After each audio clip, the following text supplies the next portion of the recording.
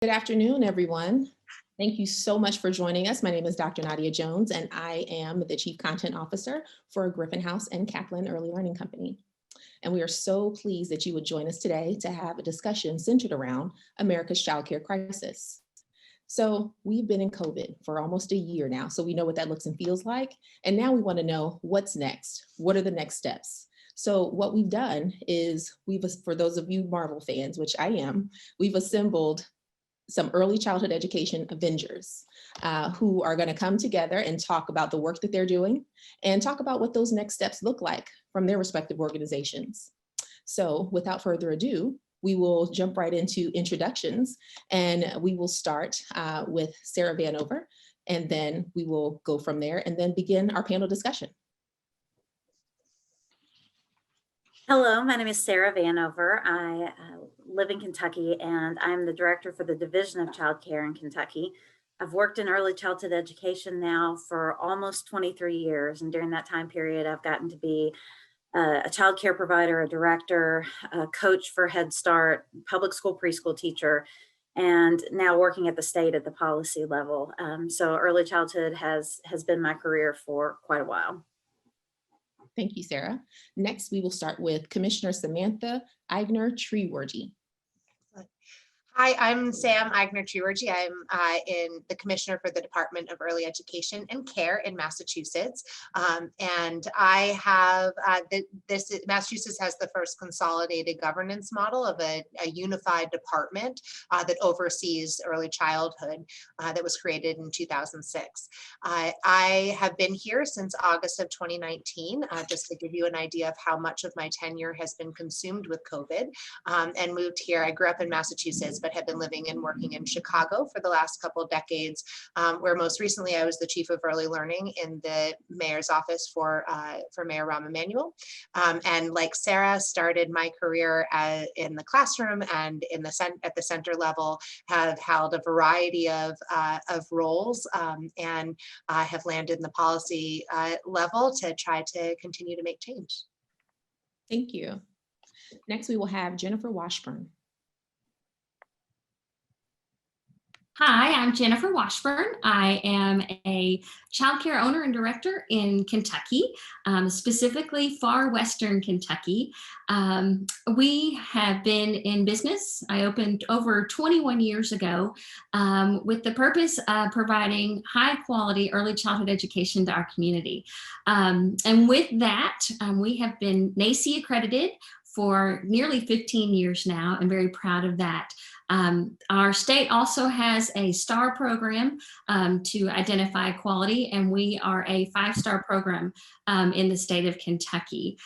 So it is my very much pleasure to have been invited to talk today about the experiences of high quality early childhood education and the effects of COVID on our program. So thanks for having me today.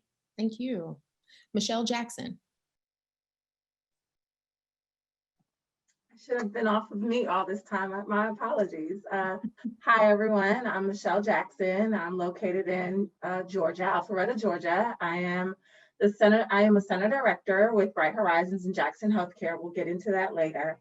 But I have been in the childcare field for about 15 years now in various capacities. So as a teacher, marketing director, education coordinator, and currently as a center director.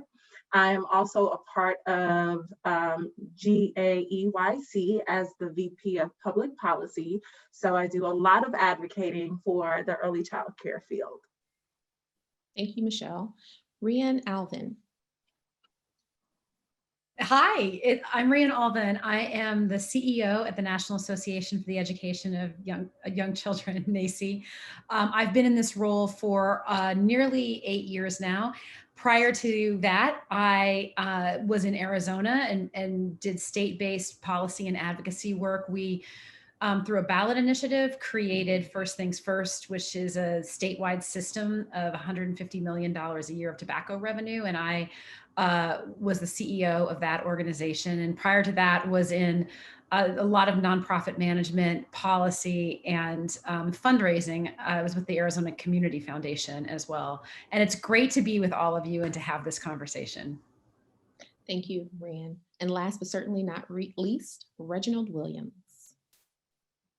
Hi, everyone. My name is Reginald Williams. It's good to be here with you today. I'm in Orangeburg, South Carolina. I'm an associate professor and graduate professor and coordinator of our early childhood bachelor's and master's programs.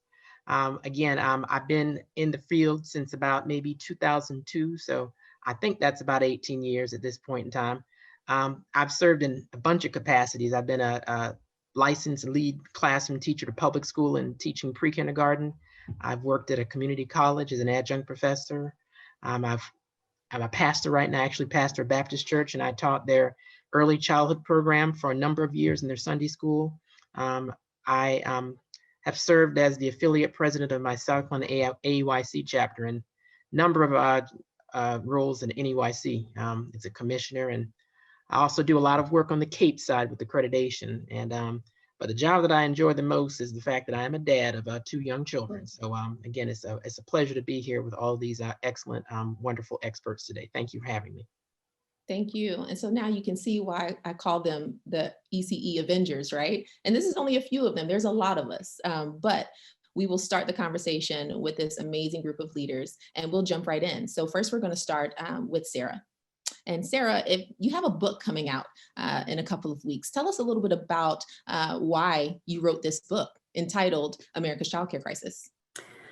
Well, as many of you who have worked in the field for a long time know, the fragility of the early childhood system is not something that started from COVID. For years, we've had issues with staffing. How do we get qualified staff when childcare programs don't have the funding to provide them an equitable wage and benefits? From the parent perspective, from somebody who has 2 young children, when I had 2 children in childcare at the same time, I was paying much more than my mortgage for childcare for my 2 boys. And yet, despite parents feeling like it costs too much and childcare providers feeling like they aren't getting enough, we can't achieve a balance. And as we've been dealing with these issues for a long time, then the pandemic came. And whether states had voluntary closures or mandated closures, many childcare programs closed in the spring of this past year. And the fear was that if they closed, they would not reopen. We are such a fragile business that lives on the margins. The goal of most childcare programs, whether they're for-profit, nonprofit, the goal is to pay the bills each month and to make sure that the bills are paid, not to make a savings, not to make a profit, but to just cover the bottom line. And as programs started to close and there was no revenue coming in, but fixed expenses still had to be paid, we saw how vulnerable the system was and were worried that it just might not be able to rebound. And so we've seen centers that have reopened, and we're so thankful that they have been able to reopen, but the fragile state of the programs has not been able to recover.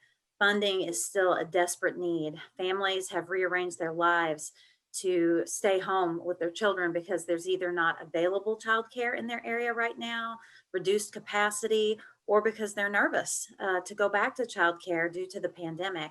And with all these changes, childcare is getting attention. People are looking at how important it is. My family can't go to work without childcare. As a working mom with 2 adults in my home that both have to go to work, childcare is essential to us. And you know, one of my favorite phrases that I often say is childcare is the industry that supports all other industries. We need it there. We need it to help educate and groom our young children who are going to grow up in this workforce to be everything that they can, but we also need it to support the workforce that's current right now for families. And with the attention that we're getting, with the knowledge that childcare is essential, it's the best time possible to look at how this structure is not set up to support the industry, that there are changes that have to be made for the parents, for the childcare providers, to the professionalism of our field, and to support minority groups, to support children with special needs, to create partnerships with the public school system. And so all of these are issues that I identified in my book and said, okay, here's the situation. This is what makes childcare so vulnerable right now. And how do we fix it going forward? Thank you so much for opening with that. And so this is going to lead right in, be a great segue into our questions. But before I do that, I'd like to invite our participants to submit questions in the Q&A section if you've been able to join us on Zoom, so that way we can get to those in the next segment.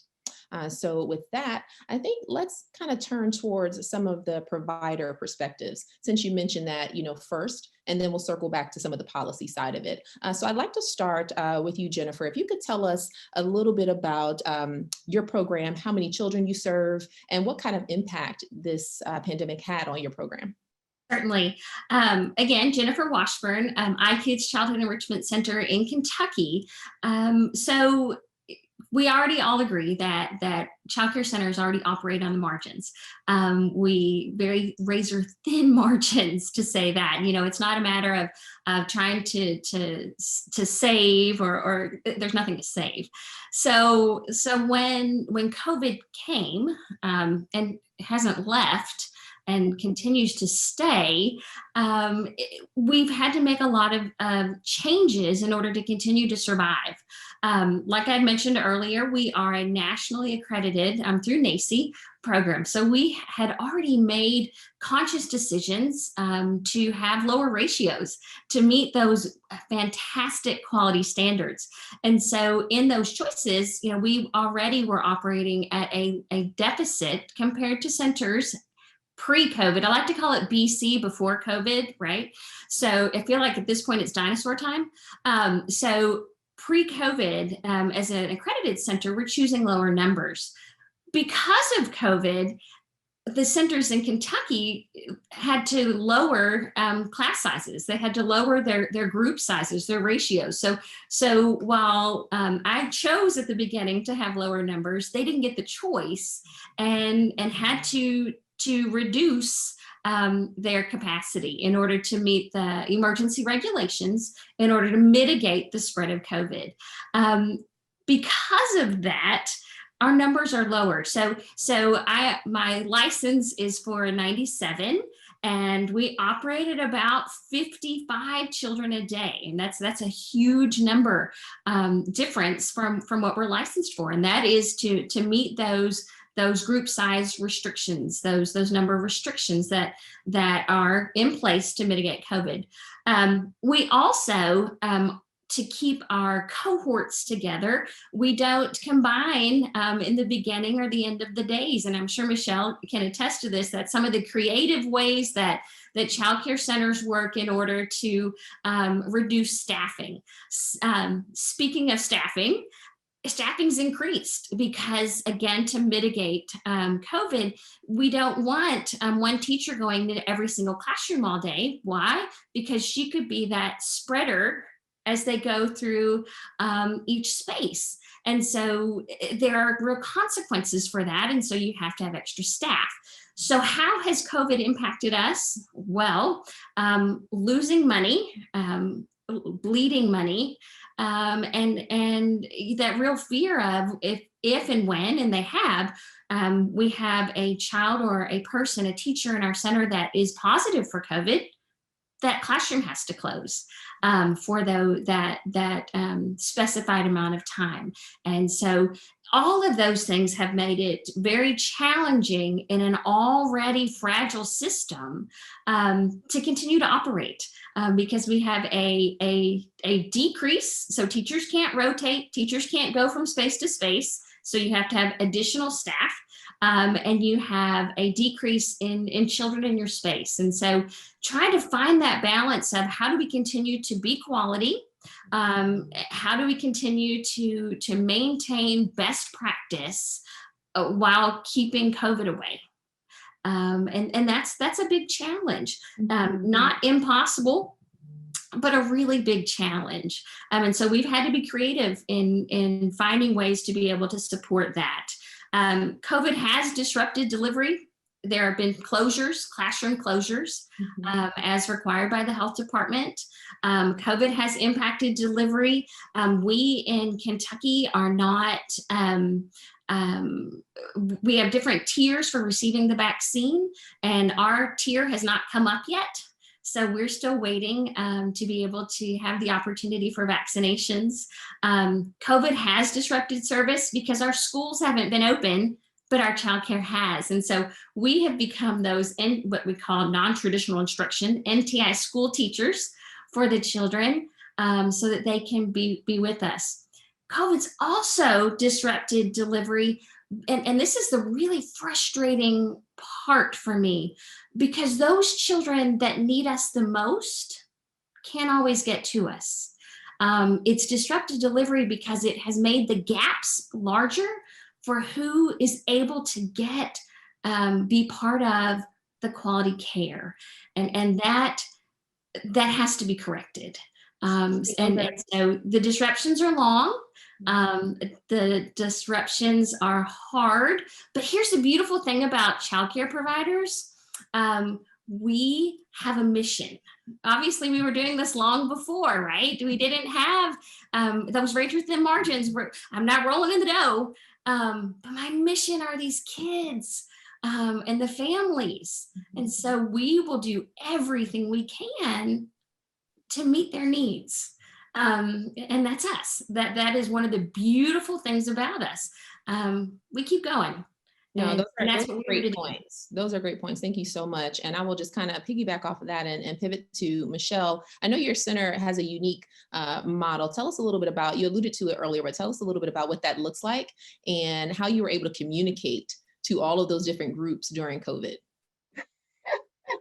So this is gonna be a mouthful, but so just hold on.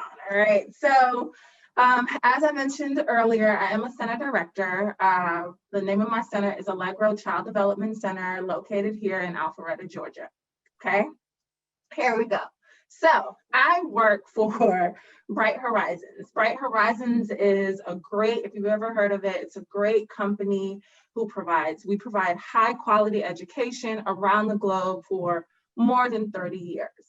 And what has made us very successful is that we also provide services to over 1,000 different organizations who we like to call clients, okay? Stay with me.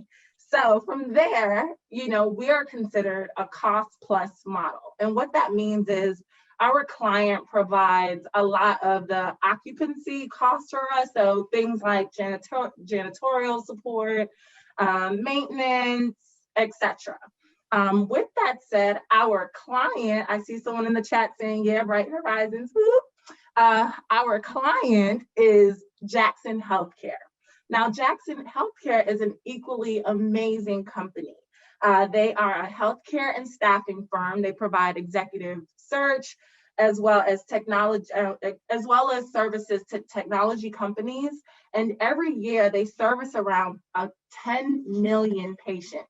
Okay, so great companies. And so during this time, I had to merge all of that. What as a company, Bright Horizons, we stand for, and also what Jackson Healthcare stands for. The great thing about that is we were on one accord, others first, right? We really wanted to make sure that we connected in that way. So balancing, we wanted to make sure we provided care for our associates, because let me make sure I say that, we provide care only to Jackson Healthcare associates. So that means that we're open, we're a small center. Any full-time employee who wants or needs care, we provide for them. And so we really had to make sure that we merged everyone's needs, including best practices from, best overall practices, right from the start requirements. We also were not quite yet NACCE accredited, but we maintained our NACCE accreditation standards. So we wanted to make sure as we prepare to begin that process that we were already managing on that level. So low ratios, really enhanced protocols when you think about the health and safety, our quality levels, the care that we provide, the interactions, the language, the curriculum. It was all a balance for us. So when you talk about unique, this is it right here. This was one of the things. it was challenging, but not impossible. When you're on the same accord, when your mission is others first, when you lead with heart, when you are making sure that you're being honest and transparent, and you just overall want to provide a level of excellence for your families, for your staff, and especially for the children, you do it. You get it done. Thank you so much, Michelle. I appreciate and felt your passion through my screen here. And so for anybody who is wondering, you see Michelle has a mask on because she is in her center and is not able to be in a secluded space. So we are literally in the times at which, we have to take these different types of universal precautions based on the places in which we serve.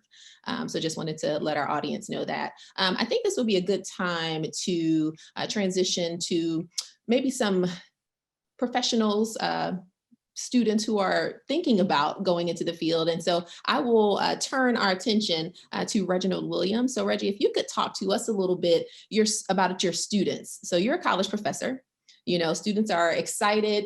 BC, as Jennifer said before COVID, oh, can't wait, I'm gonna be a teacher, always wanted to be a teacher. This is so great, and then COVID happens.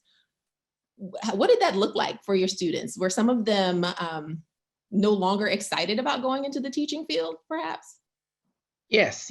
Out of about 55 of my advisees, I advise about 55 early childhood undergraduate students and maybe about 10 or 15 graduate students. But I saw most of the issues happen with my undergraduate students. Maybe about out of the 55 undergraduate students, maybe 6 or 7 of them changed their majors. We have 2-degree programs. A lot of colleges do, but we have 2-degree programs. One is the licensure track, where you become a certified teacher in the state of whatever you are. We graduate students, they are certifiable and the state certifies them.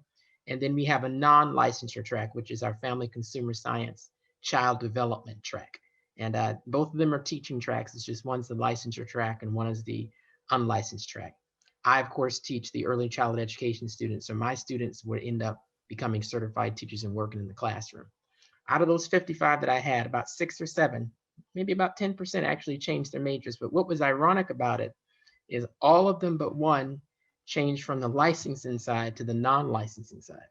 That one student that decided to go out of teaching ended up becoming an agribusiness major. But so it wasn't a whole lot of matriculation out of early childhood education to other fields, which was a breath of fresh air. But when I look at the reasons as to why they did that mainly because it more of a lateral move than a complete disconnect.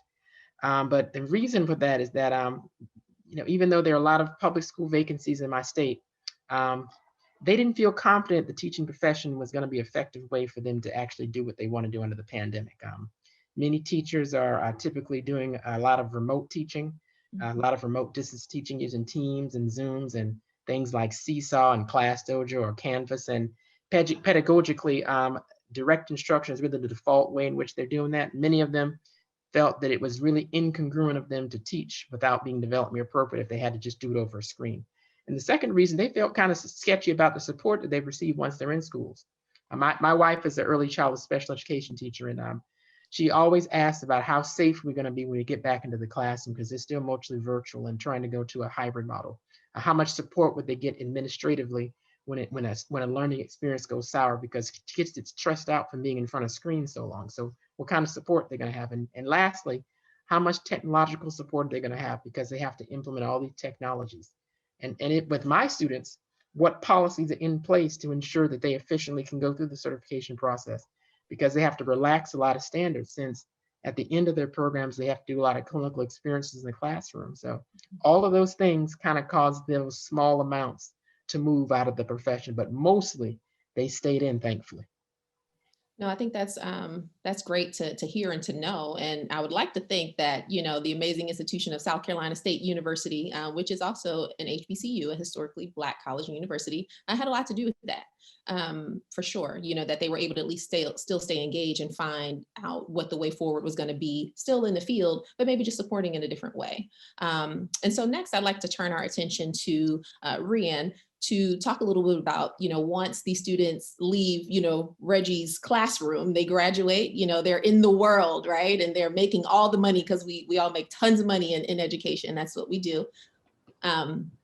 So now it's like a professional organization. Who do I connect with?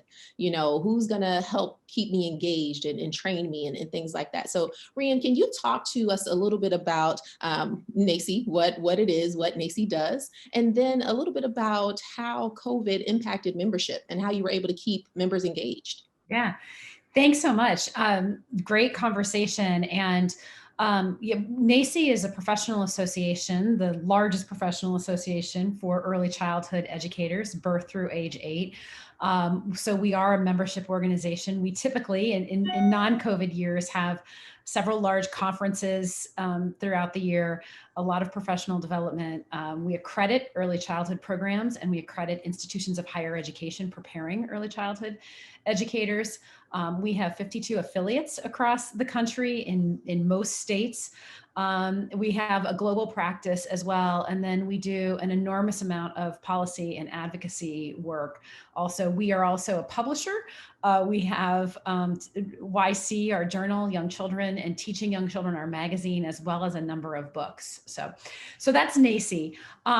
We have about 60,000 members, and we have seen, I mean, this has been the worst existential crisis I have seen in my career. I think nationally, globally, but also in particular for early childhood education, as Sarah mentioned, the pandemic just, really hit a field that already had shaky economics that were uneven and imbalanced. And no one knows that better than early childhood educators themselves, who on average earn just around $11 an hour. 46% of them are eligible for public assistance.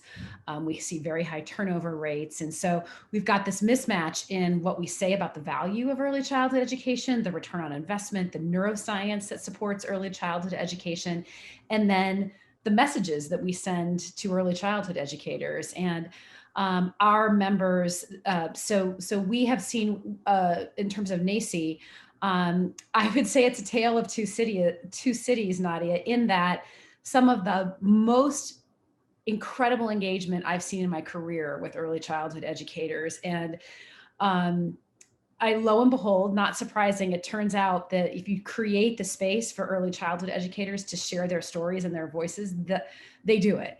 And when I think of it from an advocacy perspective, early childhood educators coming to the table to tell their stories, to get $3.5 billion from the CARES Act, another $10 billion at the end of this year, at the end of last year, dedicated in stimulus funding.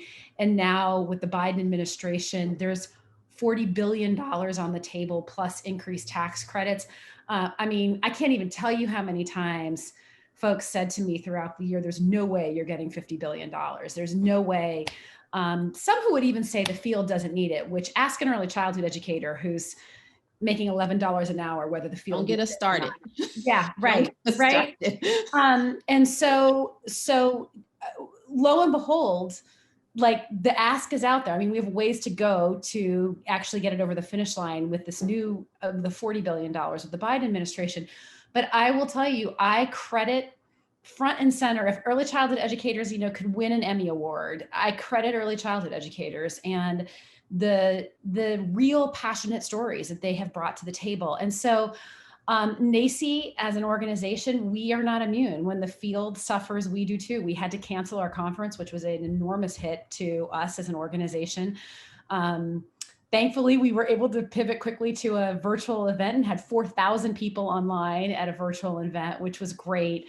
Our accreditation line has suffered. I mean, as programs are hanging on by their fingernails, hanging on for their life, the last thing they want is an accreditor in, checking to see how quality is. And so we're excited, even in the coming weeks, to get our provisional accreditation up and running. So on the one hand, we have been hit as an organization and have had to make some changes. On the other hand, I would say the fields never needed us more and never needed each other more in terms of bringing those voices and the advocacy together. The interactions, the stories, the experiences we have with early childhood educators is what I know propels all of us to keep going and through obviously what is a horrific crisis. The only other thing I would say, Nadia, is that we have a moment now to change this. Like, we have a moment to fix these structural issues, and we have got to, as a society, find the courage to make the tough decisions, to not be having this same conversation 10 years from now, that early childhood educators are maybe the most valued profession in the country, with the least valued pay, wage structure, compensation structure, and we can fix it. We have to stop the hand wringing. We have the power to fix that. And so I'm so grateful to be able to have this conversation today with our colleagues.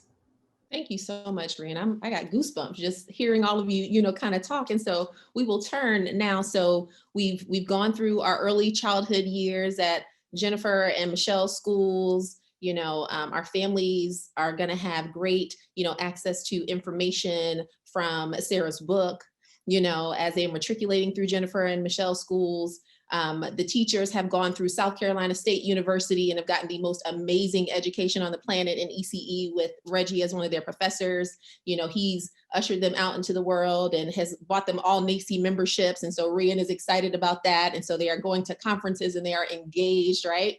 So now they are in the world, they're in the field, working, contributing in this field. And they are in places and spaces where they're needing to learn and understand more about the policy side, the funding side, how they can interact and engage and advocate. And so Commissioner Sam, if you can talk to us a little bit about how your office responded to Child Care Center's needs during the pandemic and what that looked like. Absolutely. Yeah, and I want to echo, thank you for having me here today and with this illustrious panel of brilliant people who all have highlighted some of the real complexities of the moment in time we are in, but also the opportunities. And I think more than anything, just continue to echo what Rian said, is that have seen amazing things come out of this crisis, and things that, and a lot of challenges, but a lot of passion and reinvigoration for what we need in this field to come back stronger and with a more solid foundation than we went in with. So highlighting, as Sarah had said, we know that this is a really fragile field. So I'm going to give you just a glimpse of what Massachusetts looked like going into COVID, and then I'll tell you what we did. And I think as we end up now, what are we, 9.5 months into a crisis, almost 10 months into the crisis? Oh, baby. Yeah. How we really are trying to make decisions that set us up to solve some of the really long-standing challenges in the field that are felt by programs, by teachers, but by the system as a whole. And as Sarah said, I think ultimately impact children and families and the ability for an economy to function, which is what we are all trying to figure out what the new economy looks like right now. So prior to COVID, Massachusetts had we have about 8,000 providers. We are a mixed delivery model. So we have center-based and family childcare, and actually a very large network of family childcare providers is something that is very strong in Massachusetts. And in that, we had about 250,000 slots capacity. But again, to Jennifer's point, that doesn't necessarily match up to how many kids were allowed to enroll. But from our licensing standpoint, that's about 250,000 children who could possibly be served legally every day. That said, we subsidize tuition for about 20% of those. The rest of that 80% of the 250,000 slots were funded by parents and parent tuition. And the fact is that we had about that serves birth to 15, and we had over 750,000 families or children who could have been eligible for those slots. So as a childcare system, right, we both serve full day, full year, birth to 5, and before and after school as children transition into those early grades and years, and which is vital for working parents. And so as we've been thinking about, as we went into COVID crisis, we shut down childcare. We mandated closure. We opened an emergency childcare system that functioned about 7% of our overall capacity on a daily basis. And we found, that's somewhere around 15,000, 14,000 slots. We found we were only using about 35 to 40% of those slots a day. It was free. It was open to any essential worker. There was no verification of that. But we found that parents were really trying to make difficult choices not to use group care, which gave gave us an indication as we went to reopen childcare in June, as we looked at we had protocols in place to have it safe, but we knew that this was going to be a really, really big challenge to try to sustain what was considered critical infrastructure for the Commonwealth. With the business model we had going into COVID, because we function in childcare on a per child per day cost model. And as I said, 80% of that in Massachusetts funded by parents themselves, who now may or may not be working or may not need childcare in the same way, and may be making decisions that were really critical for their family's health, but also really impactful for the sustainability of this field. And so we reopened childcare. We did initially have reduced capacity, but we quickly saw that providers were able to go back to full capacity and make their own decisions about when they were going to fully enroll, and how they would create spaces and social distance. We increased cleaning protocols, but as the other panelists have pointed out, the most impactful part for us was trying to create stable group sizes. And so over the summer, when you can't have floaters and you can't take classrooms that had, had 8 kids in the morning and had 20 during the day and maybe 3 in the afternoon, and start combining them, it becomes very expensive to operate. So we saw at a time where revenue was going down for our providers because families weren't showing up in the same amount, at the same levels, operational costs were going up as well. And so we were in this challenge over the summer, looking towards the fall as schools were going remote, of how could we sustain this critical infrastructure, as Sarah said, so we didn't lose it completely when families were ready to turn back to childcare, to get back to work, to get back to life, and to try to reconfigure what they were looking at. So we have been really lucky that about 82% of our system has reopened, but that is tenuous. And every single day we are hearing about staff who can't handle what ends up being functionally a pay cut for them. Even though they may be making the same salary, the expenses for them have gone up as they think about their own safety, as they're working extended hours, as their own childcare needs have changed. And so we hear sustaining staff is very difficult, keeping them, and you need more of them when you can't combine classrooms and start to think about reconfiguring. And then we also hear that the operational costs, that people are really having to make tough decisions right now as revenue has gone down, as businesses don't need childcare in the same way. You hear Michelle talk about some of the really fruitful partnerships that happen, but businesses are changing too, and the systems that our very fragile field relied on in order to be able to survive even on those thin margins are now even more fragile and dissipating around us. And so as the state, the other thing I will say is we look ahead.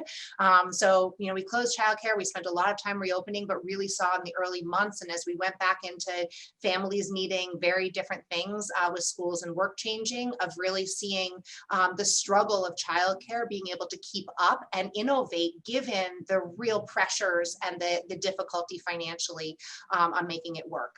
And so as we look ahead, we've been looking at a few different things to work through.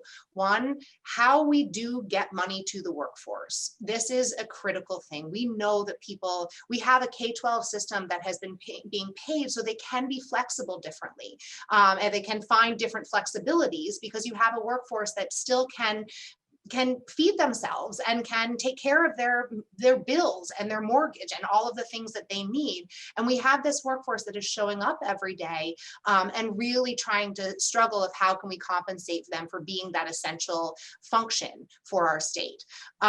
But I think that ultimately for us it's not just funding the workforce, it's understanding that the operational business model of childcare has to move away from being seen as a luxury for families who can afford it, and start being seen as a critical infrastructure that the state needs to fund.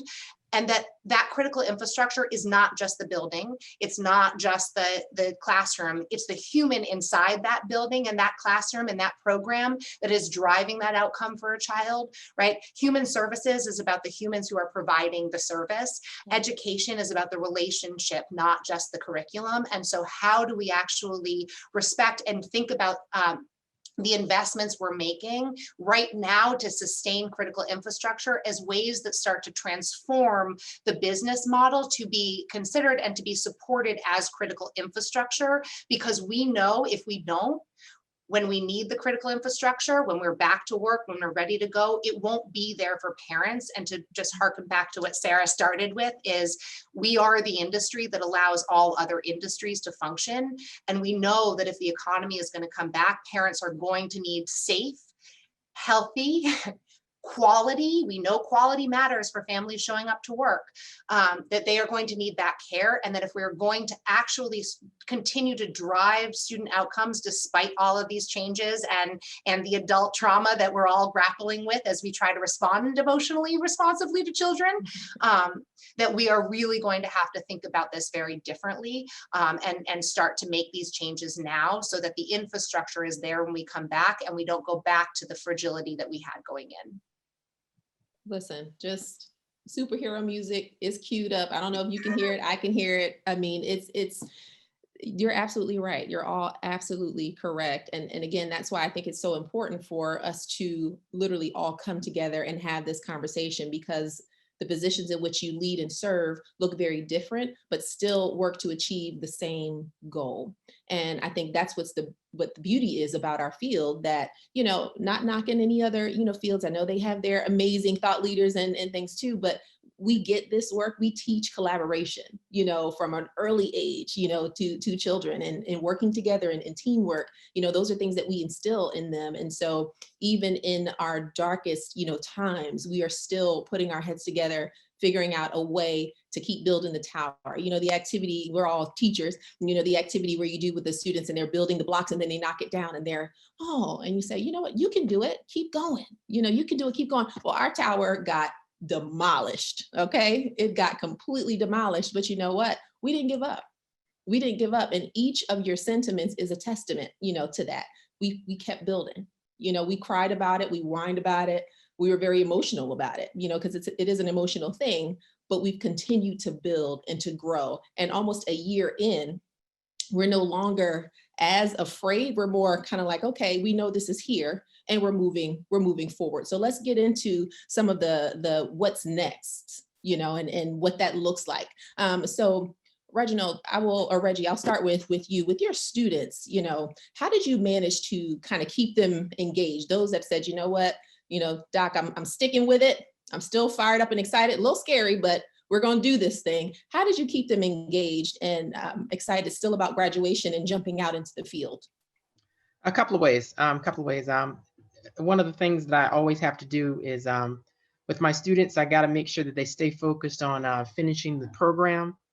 And for the licensed teachers, many of which actually end up working at private childcare centers. In fact, out of about 10 graduates, I usually have about 3 or 4 that work at childcare centers or Head Starts, as opposed to maybe 1 out of the 10, maybe about 3 or 4 years ago. And out of those 3 or 4, I always have somebody that wants to be infant and toddler. So even those teachers have to continue to graduate from their programs. And the first thing I do is I make sure that they finish their licensure exams.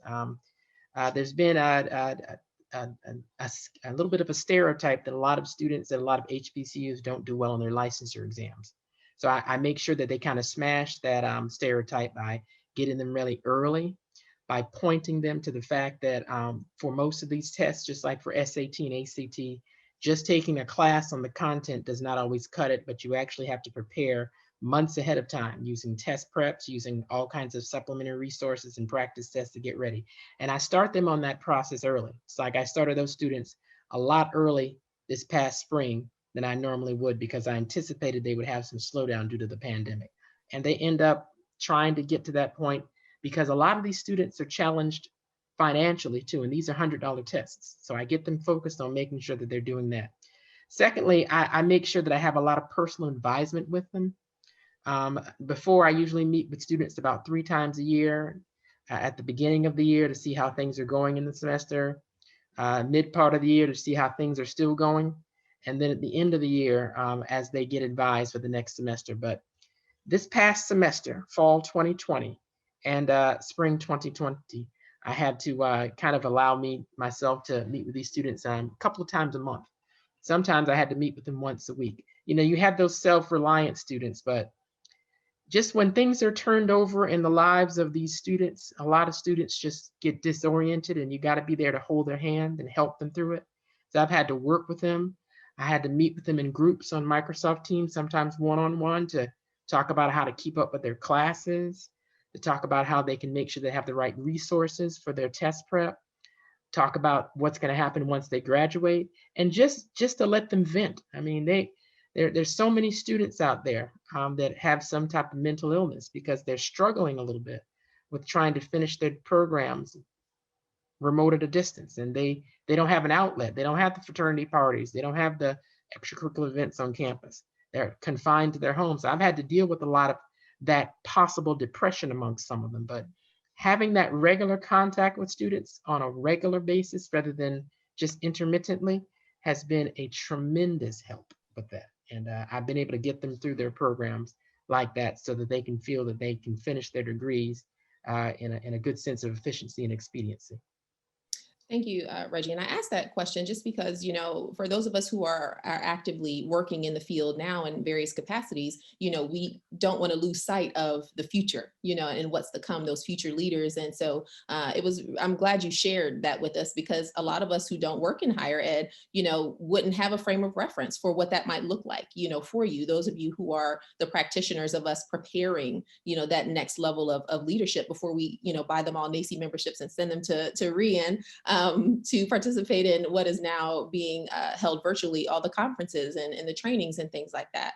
And so, Rian, I'll quickly jump to you before we start with our call to actions here.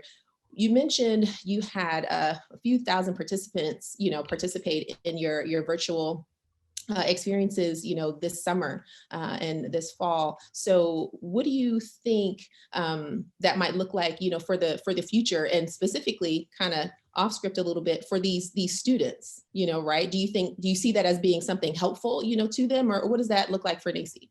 Yeah, so we had we had to pivot to be online in November for our annual conference, and we had about 4,000 people there. But last summer, we decided we had to cancel PLI, our Professional Learning Institute. And we decided we knew the field was struggling, and just said, as a gift to the field, we're going to do 6 weeks of free, just log on and have professional development. And we did about 100 sessions in 6 weeks.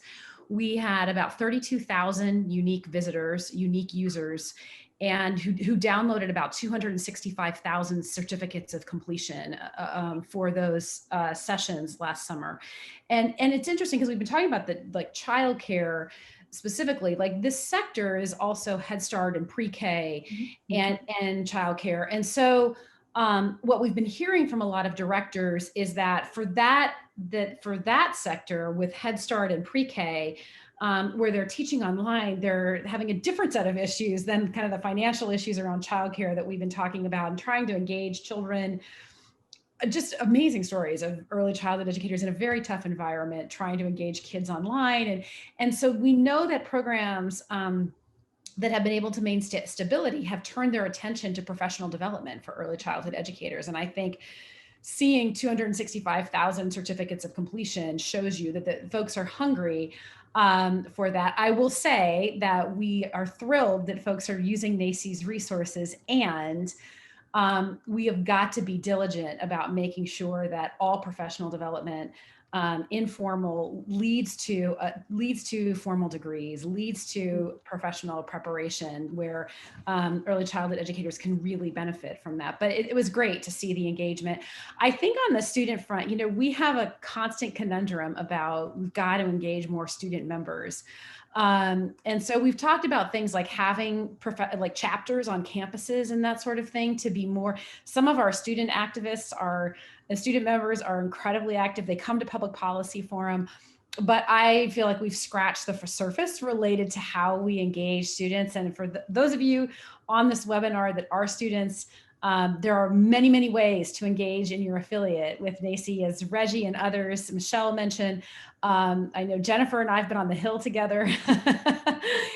and she comes from Kentucky. I mean, put those pieces together. So we have been on the Hill together, and this active engagement from members is so critical at this time. No, thank you so much for that. I mean, again, all the pieces, go together. So, hopefully we've been able to kind of help paint that picture, for you guys a little bit, and bringing all of these thought leaders together just to kind of show you the work that they're doing, now that, again, we've experienced COVID, we know what's happening, and just now you can kind of see where they're taking their organizations, next. And so would love to start with you, Commissioner Sam, if you will just kind of give us a call to action. What can, participants on this webinar and, other parts of the world that will view this, what can they do now? Absolutely. And I just want to highlight something that Rhiannon said before I answer that question specifically, in that this is a multifaceted sector and that there are a lot of challenges in every part of the sector. And one of the things I think that we've seen inklings of and demanded of our communities during this time is different kinds of partnerships across those sectors. And I think that's something we're going to have to keep working on and spending time in to make to really look to the future, right? I mean, we will continue to use online resources for education, and children will continue to need high quality educational activities and adults to connect with. And so how do we think about all of the parts of our sector as complementary to each other, working together differently and supported adequately in the way that they need to be supported, so that those professionals can come together on behalf of children and aren't struggling with trying to figure out how to navigate their own bureaucracy or their own system or their own family or their own income, but actually can think about how do we partner together, how do we understand the needs of a child and come together to be responsive and leverage the NACI affiliate, leverage the higher ed, leverage the resources, not just for ourselves, but as a community and as a full sector, as all of the multifaceted parts of this sector. And I think the call to action that I would ask is, first of all, that is trying to really think about what function do all of the parts of our sector play, and how do we make sure that we see the comprehensive needs of children, so that if childcare is in person and school districts are remote, that can be a both and. You have the center directors have talked about ways that they have supported schools, and it's not an either or. Families need both. And so when we look at that, my call to action would be to think differently about those partnerships in a way that we can come together and meet the new needs of the family and the new needs of the economy that we don't even know yet. And second, that we don't let up that this is actually essential, and that it's essential that the industry is sustained, but that industry is reliant on the people who work in it. And so it is really thinking about this infrastructure as both an industry and the workforce as interdependent and integral to the success of children and the economy. That was wonderful. Sarah, what would you want your readers, and no, your book hasn't come out just yet, but what do you hope your readers will take away, from your book, and what are some of the topics that you're covering? Well, again, as I said, a key point for me is just this is the industry that supports all others. And so we have to place that importance on it. One thing that we have found out recently is that childcare providers can advocate for themselves, and we have not seen that previously. For years, they were a profession that cared about the children and dedicated themselves to the children, but did not speak up for themselves because they had a servant's heart mentality. They were going to care for the children regardless. But in the past year, we have seen that they have the ability to share their stories, and those stories are powerful. I serve in a role very similar to Sam, and the providers that have reached out to me and told me their stories, those are stories that need to be shared so that people understand that importance. We also need to think about, we've talked about the state needs to provide more funds, the federal government needs to provide funds. We're pointing a lot of fingers, but we also need to include the fact that it benefits the workforce for childcare to be a part of that. And so bringing in the workforce, Michelle's program is a great example because it is childcare dedicated to the workforce, and businesses need to speak up. You don't have to have on-site childcare at your business for a business to be involved. Businesses can have partnerships with local childcares and refer their employees to places that they know are reliable, and it benefits both the provider to get full enrollment and the businesses to know that their employees are not going to miss work if they have reliable childcare, and creating ways for those partnerships to evolve, for businesses to offer, to provide some type of subsidies to local childcare, so they don't have to consistently retrain staff members, that they have a reliable team working for them. We also know that there are multiple kinds of childcare that are important. Center-based care is amazing, but it is usually 6 a.m. to 6 p.m. We have to have family childcare homes as a part of our workforce, so that those non-traditional hours are served, so that those smaller groups are served, maybe for medically fragile children or children who are overwhelmed in a center-based setting. We've lost a lot of family childcare homes in the past decade because people are retiring from the field and new staff members aren't joining, but a recruitment and a new development of family childcare homes is essential in order for us to continue to grow our field and to support families in the way that we need. And so there's a lot of things that we want to focus on, and the support that childcare can offer, family childcare homes, as well as support for children with different ability levels. Finding centers that are trained and supporting children who have different levels of ability, and making sure that they get the help that they need. All of those things come to front. I'm sorry, I have a dog barking. It's okay. All those things come to front when we look at the industry and find ways to support our providers. Thank you so much. Jennifer, what would you say you'd like to leave our participants with as the next steps? Certainly. I think it's important for us to, just like Samantha said, just like Sarah said, directors need to start thinking beyond their box. As a center director owner, for the longest time we worked in silos. Our job was to make sure that our space worked, that we were still going to be open, that we could meet our family's needs. And we're at a time right now where we really have to say, if we want to be able to be sustainable, how are we going to support, build, and reach out for those partnerships? And those partnerships include businesses, going to them and talking about, hey, what do you need as far as childcare for your business? And how can we work together? Also looking at within our states, within our home bases, what are the programs out there that are already there to support us? Early childhood councils are what we have in the state of Kentucky. And how can we work together with that early childhood council to come together with Head Start, to come together with those other entities that also support children and families, to meet those families' needs? I think to go beyond the silo of this is my business, right? Because it is my business.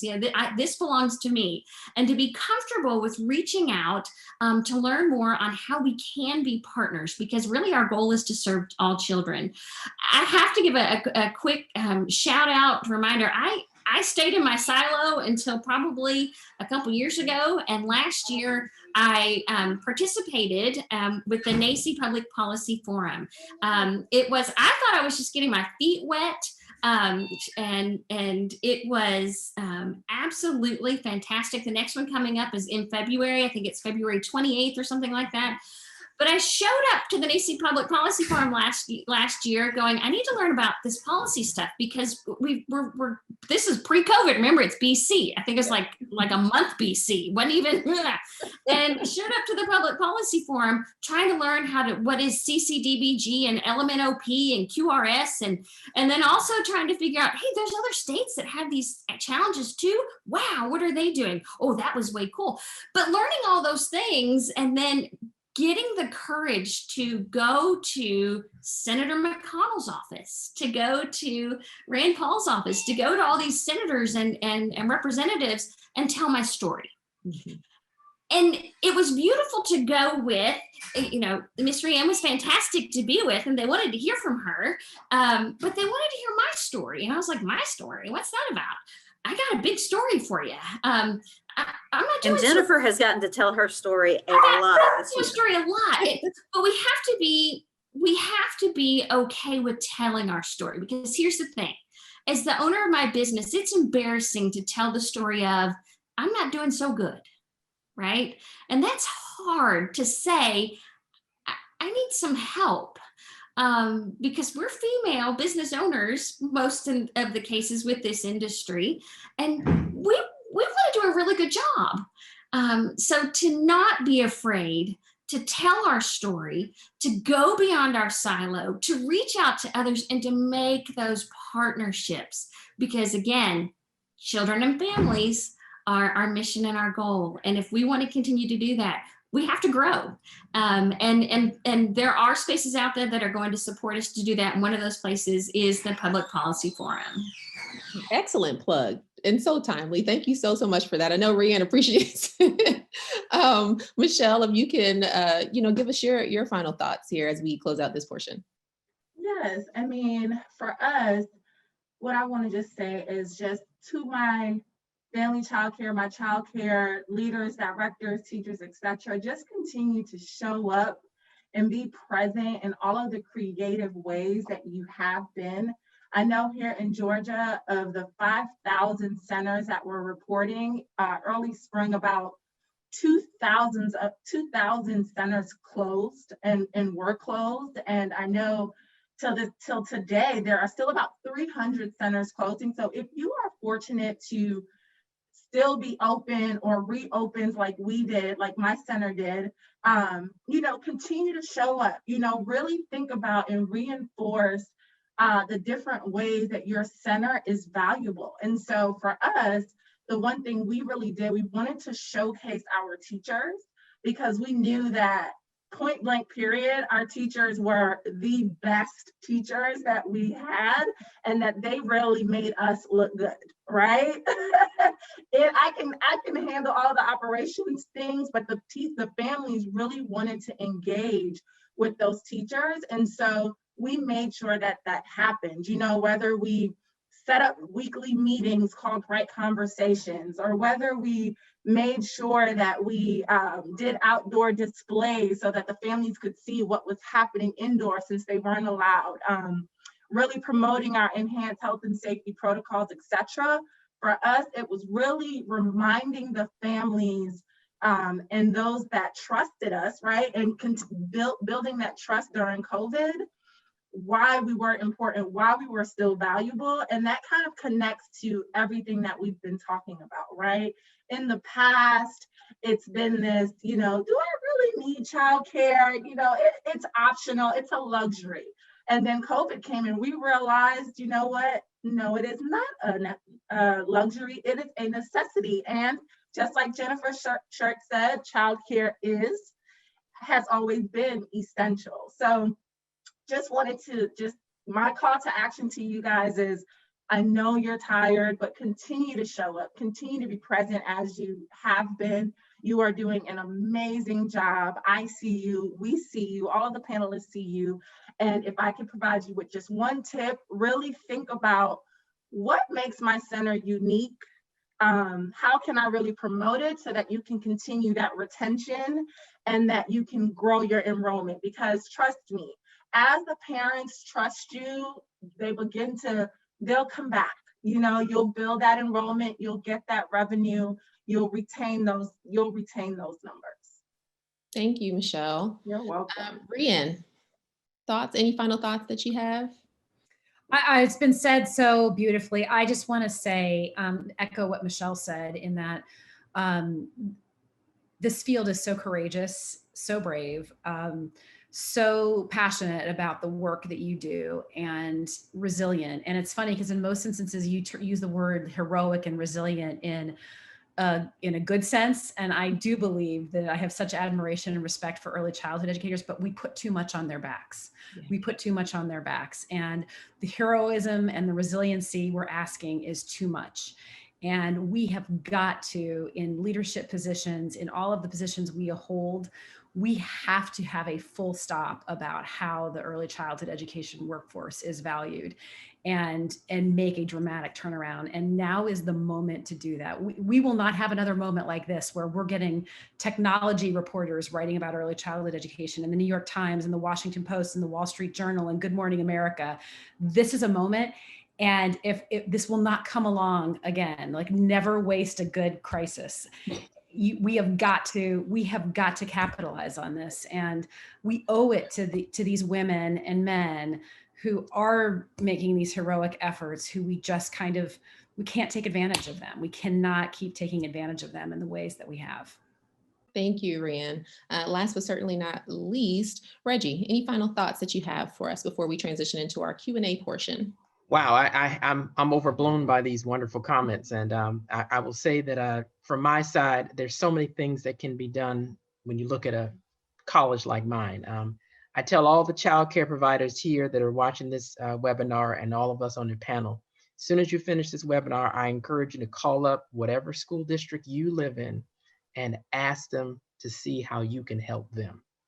Find out when the next school board meeting is, attend that school board meeting, and let that school board and those teachers know that you are there, because we need teachers, okay? We need teachers, and they need to know so that they know that you are there to help them, because once those kids leave school, and oftentimes when you got parents that have full-time jobs, they need childcare workers that are gonna provide proper instruction.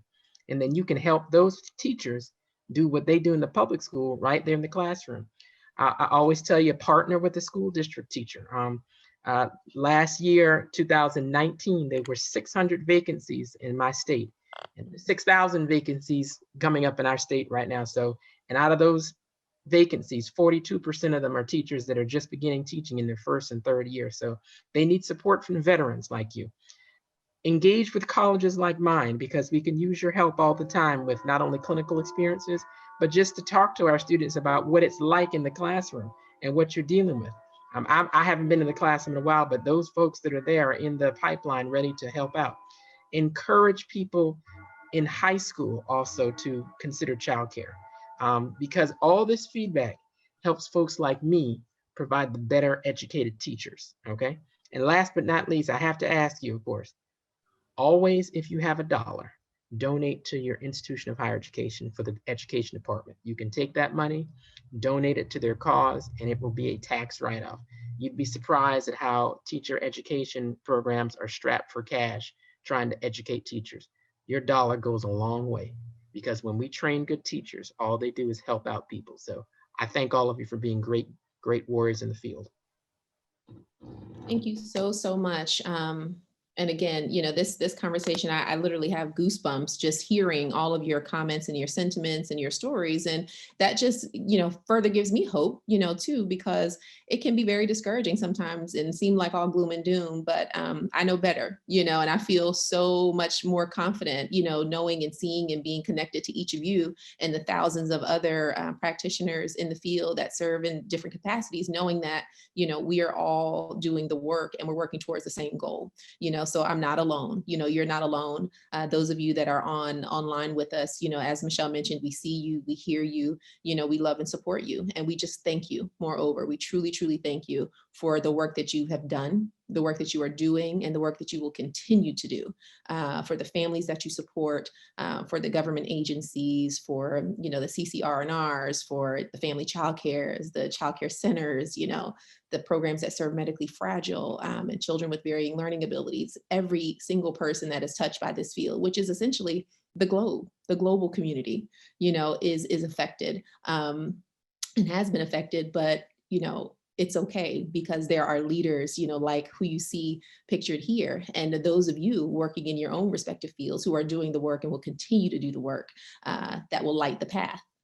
So I thank you so very much for your time and attention this afternoon.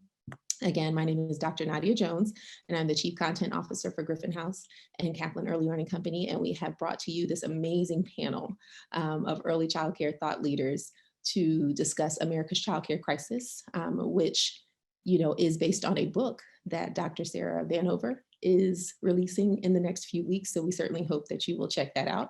And we have provided the link for that.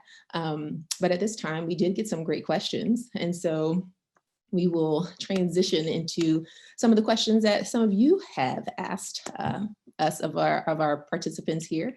And so while we have a few more moments, we will just jump right in there. One of the questions, and feel free to answer whoever you feel is best to discuss it at this point. What does, those of you in centers, do you still charge tuition while your schools were closed? I can answer, Jennifer, first. We did not. It was a tough decision, trust me. But for the first, we were closed from March to June 1st, and we did not charge tuition. But that was a really thoughtful and thought out decision for us. What we did do to generate some revenue is any teacher who felt comfortable going inside of a family's home, and then of course with some paperwork and some kind of asterisks as to making sure that the protocols, health and safety happened. We did have some teachers go into families' homes and continue that support, and so that was a service that they were able to pay for. Awesome. So in our case, when centers were closed from March until June, the families that we did not serve, we did not charge. We offered a weekly, actually daily, Zoom playroom for the kiddos that wanted to join Miss Jennifer and her Zoom playroom. We still have those every other month as well for families to continue family engagement. But while we were closed in our regular center, no, families were not charged. We did open as a limited duration center for that time. Our enrollment went way down, but partnered with a local hospital and provided emergency care for essential workers at that time that were classified. And so those families we did charge. Now that centers are back open in June, we have gone back to our regular license. And if we and when we, as we have a closure because of COVID, the families don't pay during that COVID closure. So there are, again, another time where revenue is gone because those families have to quarantine at home should the center classroom be affected.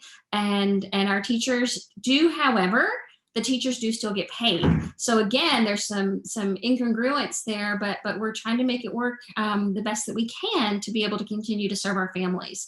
So in our case, no payments were expected from families during the closure, long-term closure, and then no payments are expected from families because of a COVID within our space closure as well. Thank you so much for that. Commissioner Sam, I think this one is directed to you. How do we balance state and federal mandated increase in minimum wage, which are necessary and deserved, and cost of childcare to families? Yeah, I think this again goes towards how we finance the system and how we structure the system as critical infrastructure. And so looking at the cost of operating a classroom, for example, is far beyond what state subsidies would pay to pay an adequate wage for the staff that would be needed to staff them. And I would say that I don't consider an adequate wage for the work that we're asking our professionals to do minimum wage. I think that we are asking for a competency that is far beyond what a minimum wage should purchase in terms of being able to be that support for children. And so I do think that this goes back to the innovative strategies we're going to have to look forward. There is certainly a need for state and federal government to think differently, to structure our funding differently, to support the operating cost of operating a classroom, whether you were at 10 children, 12 children, or 20 children. You're still paying your teacher the same amount, but you now have a very different cost per child if your number of children has been cut in half. And so a per child model makes that very difficult. So I think we need to look at the way we finance the system. I also think we need to do a hard look at what is an adequate wage in this field. I think that we ask different things than other fields, but we also haven't really looked at to see where the equivalency are, how do we look at that, and what really specifically meets our structure.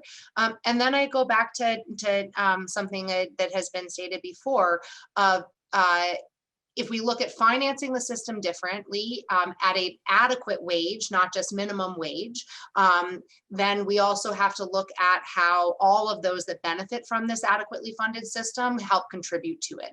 And there are many different ways to engage business in this and to think about how do we ensure that the benefit they are receiving is also adequately sustained in our infrastructure. And so I would say that is looking at compensation adequately above and beyond minimum wage, and then really calling on both government and other and the full economy to support the kind of services we expect children to be getting at that adequate compensation. Thank you so much. This next question I can answer. The question is, what kind of contract or agreement would be needed for a business partnership? I've never really heard about those. Nobody really talks about that. So that's a great question. There are lots of different ways you can approach it. Some schools or organizations choose to go the route of formulating a proposal to the organization that they are seeking support or funds from. Some organizations go the route of coming up with what you might hear as a MOU or a memorandum of understanding, similar to a proposal, but it basically just outlines what the needs are, what the ask is, and how the organization can then support, and you agree on those terms. And that is essentially kind of, two examples of that. And those are certainly Googleable, documents that you can, look for proposals, and definitely MOUs or memorandums of understanding. So that way you can have a template of what the language looks like, because a lot of times these partnerships, need to be formalized in some way, so that everybody understands what's being asked of them, what the time commitment is, things like that, so that what the length of engagement is, and you can plan around that, especially if your organization is receiving a certain type of funding. Maybe the funding is coming quarterly, maybe it's coming monthly. It just looks different, and you want to know that and understand that on the front end. Similarly to if you were getting funding from a state organization or a federal organization, much like Commissioner Sam's, there are contracts and things that the programs will sign that just say, these are the terms that you agree to. So I know, like here in Georgia, with our childcare assistance, programs and things, the program sign contracts that state, we have to turn in attendance sheets, weekly or monthly or whatever the frequency is. We have to do these certain things in order to ensure the funds come between this date and this date. That is a contract. So whether you as a center director, the owner operator, if you're in a church, the pastor, whomever is responsible for the business is to sign that contract. And so you're entering into that agreement. And so some of you may be operating under contracts and you just might not be familiar. So this is a good time to, as I always like to say, know your documents. So understand what documents your program is governed under, whether you're accredited, licensed or not. There are a set of documents by which you are bound to operate, and you want to have an understanding of what those are. Well, and a lot of those business partnerships can look very different. If you have a large company, then you may want a large on-site childcare. Yep. However, if you're a small business and you just want to partner with a couple of family childcare homes in your area that are high quality, that program can set up, those family childcare homes may reserve spots specifically for that business, and then the business will offset some of the cost and refer their employees there. So it doesn't have to be, I think a lot of times when we think of employee-based childcare, we think of large on-site childcare, but it doesn't have to look like that model. Right. It can be Jennifer having a partnership with the local public school system so that her after-school students can be there on site. It can be a small business that knows that they have young families there and they need to make sure that childcare is essential. And so they will find 2 or 3 childcare programs in the area that operate on the same type of business calendar that they do, and then recommend those programs in their benefits package. Yep. To potential candidates that begin to work there. So you can think outside of the box for what those partnerships can look like, but a lot of it is just having community relationships. Definitely. And understanding what your community needs are. And again, as Sarah mentioned, who's around you, whether it's, large companies or small businesses, if you're in a shopping center or, if you're on a rural street. So just really understanding your community that can help guide you to some of the business relationship opportunities that exist. So that was a great question. Well, and I want to add on to that. We also want to remember partnerships between centers. So my center, we start at 12 months. And so there's still a need for infant care. And so family child care homes are a great opportunity for a center to partner with as well to meet the need to fill the gap of the services that you don't provide. So again, reaching out beyond where you are, putting those partnerships in place and being willing to do that, I think is key as well. Yeah, and I was just gonna chime in and say, and a lot of you guys have already said it, but it's about just kind of doing the footwork. So when I worked at another center, it was really important for us to get out there and literally hand out like flyers and make those connections. And before we just kind of jumped in there and said, hey, can we have your business? We went to them in a way, how can we serve you? What is it that you need?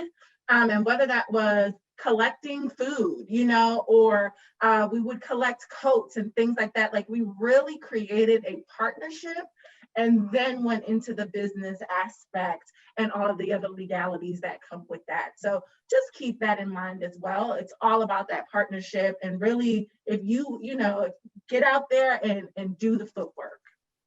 Nadia, can I just add to that quickly? I think, and Sarah, you can correct me if my Massachusetts perspective is too narrow, but I would say that from a state perspective, we're all working to catch up with COVID as well. This took everyone off guard. And so if there is a state regulation or policy or something you feel stands in the way of making those innovative partnerships, now is probably a great time to ask for some accommodation, because we are all trying to figure out how we help you and how we help you create this innovation. And we haven't always caught up with everything that might stand in your way, but I know I can't speak for every state, but Sarah and I speak with a lot of administrators regularly, and we're all trying to help. And so please do suggest those things that are standing in your way that we might be able to waive and really be able to foster the kind of innovation you all know how to do much better than we can design for you. No, I think that's a great point, and thank you, because sometimes we see those rules as being so rigid. It's like, man, I really don't want to ask because that's the rule. It's printed, it's posted, but no, thank you so much for saying that. That really is helpful. And I think will make it a lot easier to digest and palate as we start to kind of noodle about what the future might look like. And those childcare regs in many states, they're there to prevent the worst case scenario. Correct. But as state administrators, what we don't want is them to prevent the best case scenario also. And it's hard to find that balance. If you're going to have a policy about whether or not pets are in childcare programs, you don't want dogs to bite in family childcare homes. You don't want that to prevent a NACI accredited center from having living creatures that they take care of. And when we try and craft those regulations, we work so hard to make sure that the worst case scenario doesn't happen, but we have to make sure that we explore all the best case scenarios also. And it can be a fight and a struggle in long term to change regulation and statute, but childcare is changing too. And so there are always things that we have to have pointed out. But remember, it's about partnerships too. When you want to have policies changed in your state, do it with a partnership perspective. Reach out to the state in a partnership way and say, let me tell you about what is working at my center. And then let me tell you about things that I wonder if in the future we could look at changing. Now, a lot of us from the state perspective, we have a lot of federal rules that we have to change. And Sam can back me up, Brianne. There are some things that we have put in policy that we can't change because the federal rule and the child development block grant funding has said this is a no-go. This is a deal breaker. But then the state has a little bit of flexibility too. And if we can use that flexibility to help better our centers, then we want to do that. No, these are all great perspectives. One of the things that I want to interject briefly, ladies, when it comes to your child care centers is keep in mind that for centers around our area, for example, my colleagues and we have had to help our centers to collect data.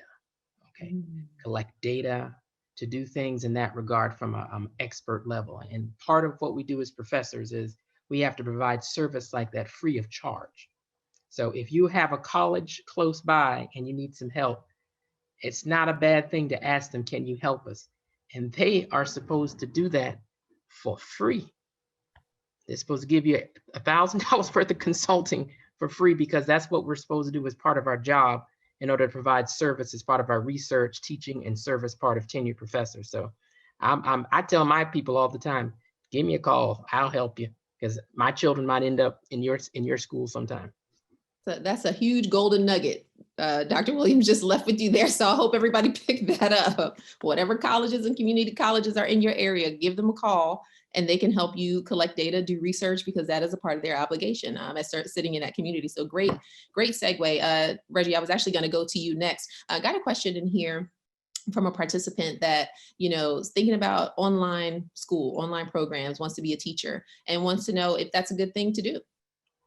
Online programs are much better than they were, of course, 10 or 20 years ago. In fact, some of them are much more rigorous in terms of how they train you than some of our brick and mortar schools. The key to make sure to do when it comes to an online school is making sure to temper expectations. Online training will never, of course, be like face-to-face training, being in the classroom with children. Even though a lot of schools have been very fortunate in this age, we have so many wonderful entrepreneurs out there that have provided all kinds of gadgets and software that allow you to do a teacher observation without even being in the classroom now. Some of those are very expensive, some of those are affordable, and those help bridge the gap, but you just want to make sure that you provide yourself with the right expectations. Secondly, make sure that your online program has the right accreditation. There are a lot of colleges out there that are really degree mills, especially online colleges. I'm going to give you one particular organization for those people that want to be organizers.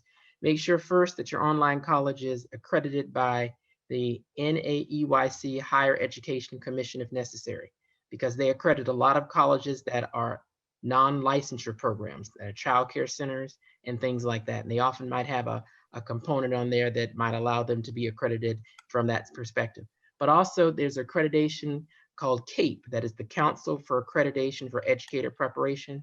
And those also accredit you if you are one that's going to be training people to be in the public school classroom. But even if you're not going to go into the public school classroom, you can be sure that those standards that you're going to be training for are going to be solid and they're going to align with any other competencies toward that. And lastly, make sure that it's regionally accredited. Here in South Carolina, it's called SACS. Every single region has their own region accreditation that's accredited by the Council for Higher Education Accreditation, CHIA, okay? Make sure that you have a CHIA accredited institution, because they are going to conform to a set of high quality standards. And when you finish, you're going to be fine. And ask them about financial aid too now, okay? Because a lot of these online schools tend to be a little bit more expensive. So make sure you explore any type of financial aid that you can so that you can get through. But as long as you keep those communication lines open, those programs are going to give you what you need. Thank you so very much again. This has just been the most amazing conversation that I've had in a very, very long time. And I feel so excited and blessed to have had it with you, my colleagues from all different parts of the world. So if we can close out, I've gotten a lot of questions in the chat I see here to my right, just asking again our names and what organizations we support, and then we will close it out. So we can start with you, Commissioner Sam. Yes, so I am Sam Eigner-Trewergy. I am the Commissioner for the Department of Early Education and Care in Massachusetts. And it's been a real pleasure to talk with you all about this today. And I, like Nadia, just feel so honored to be with such a passionate group of people looking to really improve things. So thank you. Next, Sarah. So I'm Dr. Taylor Vanover. I'm the Director for the Division of Child Care in the Commonwealth of Kentucky, and I'm also an author for Griffin House. Miss Jennifer. I am Jennifer Washburn. I am the owner and executive Director of iKids Childhood Enrichment Center and NACE Accredited Center here in far Western Kentucky. And I'm very proud to have had this opportunity to share this platform today. Want to make sure that I give a good squeezy hug to all directors who are watching, all teachers who are watching, all staff who are watching. Every single one of you are essential. You're exhausted, you're tired, but again, no one can do their job without you. So thank you, thank you, thank you for all that you do. And thank you to all the panelists here for sharing our voices and giving us this stage. Miss Michelle. Hey guys, so once again, I'm Michelle Jackson, the Center Director at Allegro Child Development Center in partnership with Bright Horizons and Jackson Healthcare. I am also the VP of Public Policy for GACI, so the Georgia Association for Young Children, who is also an affiliate of NACE. Thank you. Rian. I'm Rian Evans-Alvin. I'm the CEO at NACE. It's been an absolute pleasure to be with all of you. I hope that you feel inspired to engage with NACE. We need you. We hope that you need us. And we would love to be your professional membership association and love to have you reach out to us. Thank you so much. And Sarah, I can't wait to read your book. Congratulations. And last but certainly not least, Reggie. Right. I've already ordered your book, Sarah, so thank you so much. I wanted to thank you all for being here. I'm Reginald Williams, Associate Professor and CAPE Accreditation Assessment Coordinator, Graduate Coordinator, so many different titles of early childhood education at South Carolina State University in Orangeburg, South Carolina. Again, it has been a pleasure being on this panel with all of these Hall of Famers and legends and all-stars, rock stars. Thank you. Bless you. And again, I am Dr. Nadia Jones from Griffin House and Kaplan, and this has been our America's Child Care Crisis Panel discussion part 1. So stay tuned. We look forward to continuing the conversation, and thank you so much again for your time today.